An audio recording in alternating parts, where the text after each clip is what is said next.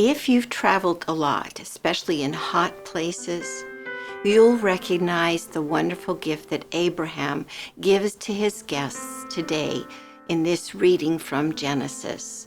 I grew up on the prairie, and anyone who traveled the long mile from our highway to our front door was responded to in two ways: suspicion or curiosity. But Abraham gets it right. He gathers his wife and everybody else in the house and invites these people in to rest, to settle back. He washes their feet and he feeds them lavishly. How wonderful to be welcomed like that. And Jesus is welcomed lavishly as well at Martha's home. Martha is a dear friend of Jesus, along with Mary, her sister, and Lazarus, her brother. Martha wants to get the hospitality right. But she's also very honest with Jesus, which is quite rare in first century Palestine. A woman would never speak this candidly with a man, but she needs her sister's help, and so she confides in Jesus and speaks that honestly with him. Martha offers him a wonderful gift: great food, peaceful space, a place for convivial conversation. But Martha's at risk of losing something. She's at risk of losing the real important thing of this encounter: Jesus himself. She gets herself in a tizzy. Now, in her century, two things were necessary for good hospitality: bread and water. And Martha gets all in a dither over all the extras.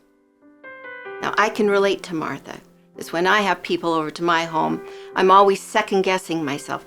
Maybe another appetizer. Oh, should I serve cheese? A bottle of wine? A baguette.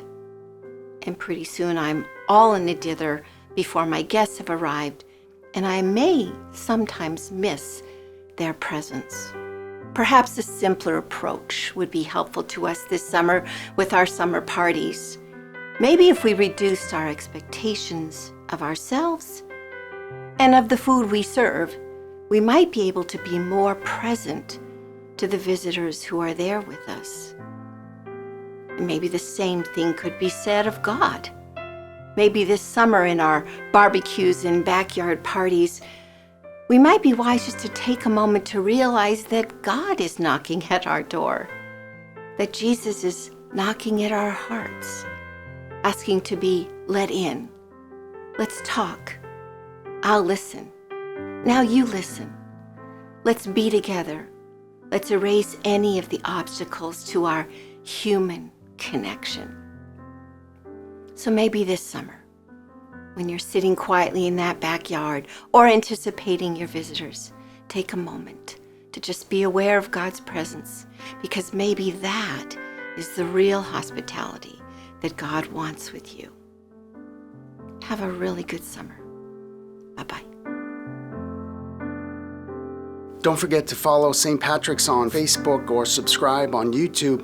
And please join us for any of our live stream masses this weekend. Details are below in the description. God bless you.